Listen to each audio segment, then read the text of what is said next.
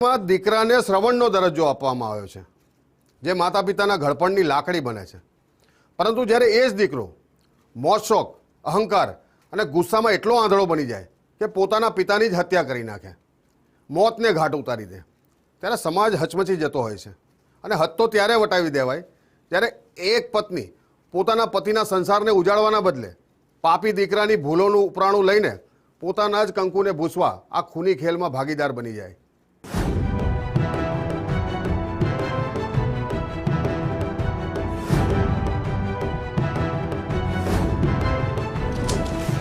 વિરમગામમાં સોની વેપારીની હત્યા.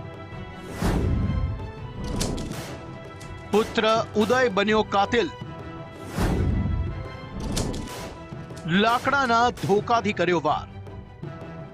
ઘટના છે અમદાવાદ જિલ્લાના વિરમગામ ટાઉન વિસ્તારમાં આવેલી હાઈ પ્રોફાઇલ વ્રજ વિહાર સોસાયટીની.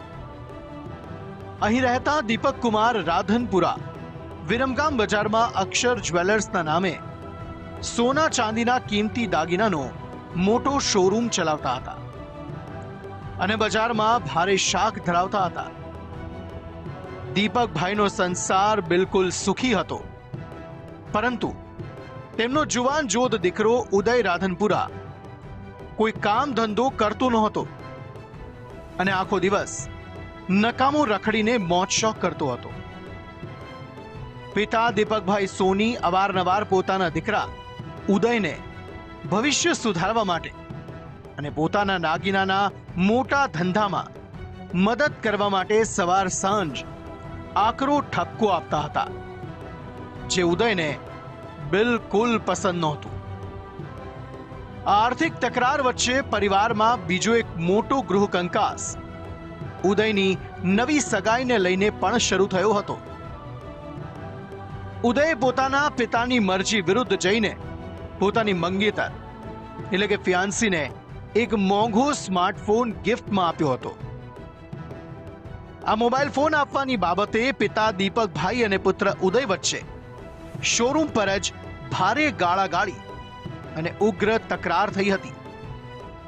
એટલું જ નહીં, આ અંધશ્રદ્ધાળુ પરિવારના મગજમાં એવું પણ ભરાઈ ગયું હતું કે તેમના ઘરમાં ચાલતા આ રોજના ભયાનક ઝઘડા પાછળ પિતૃદોષ જવાબદાર છે. ઘટનાના દિવસે પણ પિતા દીપકભાઈએ ઉદયને દુકાને બેસવા માટે કડક શબ્દોમાં ઠપકો આપ્યો હતો, જે તેમના મોતના પૈગામ સમાન સાબિત થયો. પિતાએ જ્યારે દીકરાને ધંધા માટે ટોક્યો ત્યારે સગી માતા દિવ્યાની બેને પતિને સમજાવવાના બદલે કળિયુગી દીકરા ઉદયનું આંધળું ઉપરાણું લીધું. ઘરમાં જ પિતા પુત્ર વચ્ચે મારામારી શરૂ થઈ ગઈ અને ક્રોધમાં પાગલ બનેલા ઉદય અને તેની માતાએ ઘરમાં પડેલા લાકડાના મજબૂત ધોકા અને લાકડીઓ વડે પિતા દીપકભાઈના માથે ઉપરા છાપરી ઘાતકી પ્રહાર કર્યા. માથું ફાટી જતા સોની વેપારી ત્યાં જ જમીન પર ઢળી પડ્યા અને ઘટના સ્થળે જ તેમનું મોત નીપજ્યું. પાપ છુપાવવા માટે આ શાતિર માતા પુત્રએ પોલીસ સામે કયો મોટો ડ્રામા રચ્યો તે પણ સાંભળો. પતિની કરપીણ કતલ કર્યા બાદ દિવ્યાની બેન અને તેના દીકરા ઉદય કાયદાના સિકંજામાંથી બચવા રાતોરાત એક ભયાનક તરકટ રચ્યું. તેમણે આસપાસના પાડોશીઓ અને વિરમગામ ટાઉન પોલીસને રડતા રડતા એવી ખોટી જાણ કરી કે દીપકભાઈ રાધનપુરા રાત્રે ઘરમાં ઉપરના રૂમમાંથી નીચે ઉતરી રહ્યા હતા અને અચાનક તેમનો પગ લપસી જતા તેઓ સીડી પરથી નીચે પટકાયા અને માથામાં ગંભીર ઈજા થવાથી તેમનું કરુણ મોત નીપજ્યું છે. શરૂઆતમાં પરિવારની આ વાત સાચી લાગી, પરંતુ વિરમગામ પોલીસને ઘટના સ્થળની પરિસ્થિતિ અને લાશના માથા પર ઘા જોઈને આ અકસ્માત હોવા અંગે ગંભીર શંકા થઈ હતી. પોલીસે કોઈ પણ પ્રકારની જોખમ લીધા વગર લાશનો સત્તાવાર કબજો મેળવી અસલી સત્ય જાણવા માટે તેને સ્પેશિયલ ફોરેન્સિક પોસ્ટમોર્ટમ માટે અમદાવાદની મોટી હોસ્પિટલ ખાતે મોકલી આપી. હોસ્પિટલના તબીબોએ જ્યારે પીએમ રિપોર્ટ જાહેર કર્યો ત્યારે આખો કેસ પલટાઈ ગયો હતો. રિપોર્ટમાં સ્પષ્ટ ખુલાસો થયો કે આ કોઈ સીડી પરથી પડવાની સામાન્ય ઘટના નથી, પણ કોઈ ભારે લાકડાના હથિયાર વડે માથામાં ઉપરા ઉપરી ફટકા મારીને પદ્ધતિસર આચરવામાં આવેલી ક્રૂર હત્યા છે. પીએમ રિપોર્ટ આવતા જ વિરમગામ પોલીસે કડક વલણ અપનાવ્યું અને કળયુગી માતા દિવ્યાની અને પુત્ર ઉદયને કસ્ટડીમાં લઈ લીધા. ખાખીનો અસલી મિજાજ સામે આવતા જ પિતા સીડી પરથી પડી ગયા હોવાની કસમ ખાનારો આ પાપી દીકરો ઉદય પોલીસ ઇન્ટરોગેશનમાં ભાંગી પડ્યો અને રડતા રડતા સ્વીકાર્યું કે પિતાનો રોજ રોજનો ઠપકો અને મંગેતરના મોબાઈલનો વિવાદ તે સહન નહોતો કરી શક્યો, જેને કારણે તેણે જ પોતાની સગી માતા સાથે મળીને પિતાની હત્યા કરી નાખી. ઇન્ક્વેસ્ટ પંચનામું ભરવા પોલીસ ઇન્સ્પેક્ટર, એક્ઝિક્યુટિવ મેજિસ્ટ્રેટ અને મેડિકલ ઓફિસરની રૂબરૂમાં ઇન્ક્વેસ્ટ પંચનામું ભરાય છે. તે દરમિયાન શરીર પરની ઈજા અને શરીર પરના ઘા જોતા શંકાસ્પદ જણાઈ આવ્યા છે.